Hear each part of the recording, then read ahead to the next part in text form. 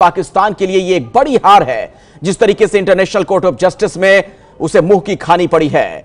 कुलभूषण जाधव की फांसी की सजा पर फिलहाल रोक लगा दी गई है और अदालत ने साफ तौर पर कहा है कि उसे काउंसलर एक्सेस दिया जाए।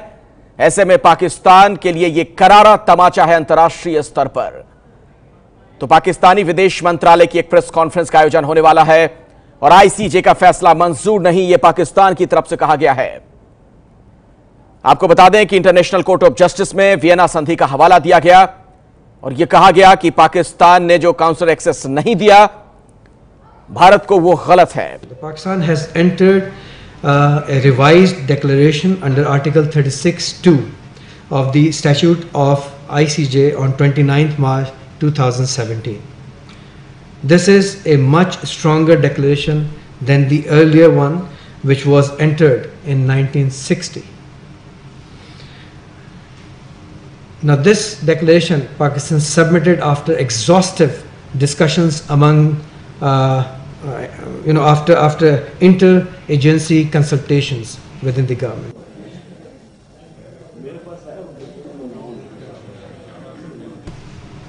Many clauses have been added to the earlier declaration, including excluding all matters related to the national security of the Islamic Republic of Pakistan, which in the current case totally excludes the jurisdiction of ICJ under Article 36(2) in our view.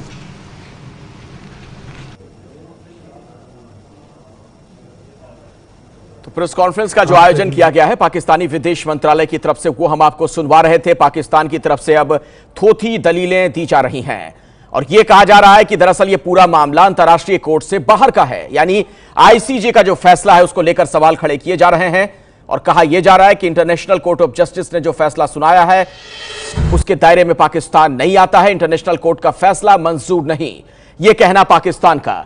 तो इसी चीज की उम्मीद भी दरअसल की जा रही थी कि पाकिस्तान एक बार फिर से कुछ ऐसा ही रवैया अपनाएगा और वही देखने को मिल रहा है।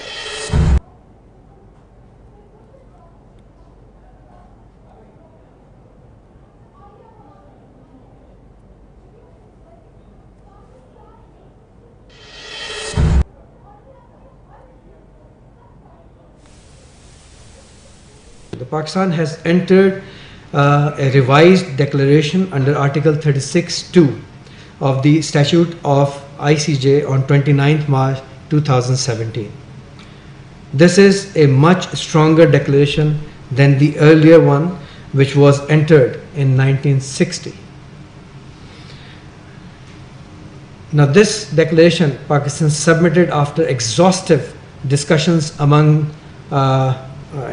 after inter-agency consultations within the government.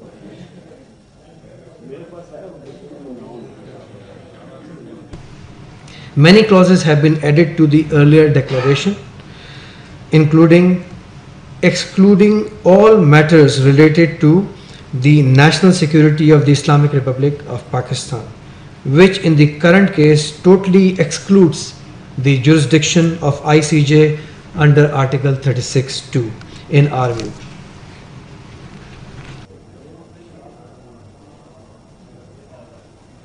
तो आपने सुना पाकिस्तानी विदेश मंत्रालय की तरफ से इस प्रेस कॉन्फ्रेंस में जो बातें कही गई, उसमें हवाला दिया जा रहा है कि दरअसल आईसीजे के आर्टिकल 36(2) के तहत मार्च 2017 में हमने नया घोषणा पत्र दिया था और ऐसे में अब हम इस दायरे में नहीं आते हैं। आईसीजे का जो यह आदेश है हम पर बाध्यकारी नहीं है।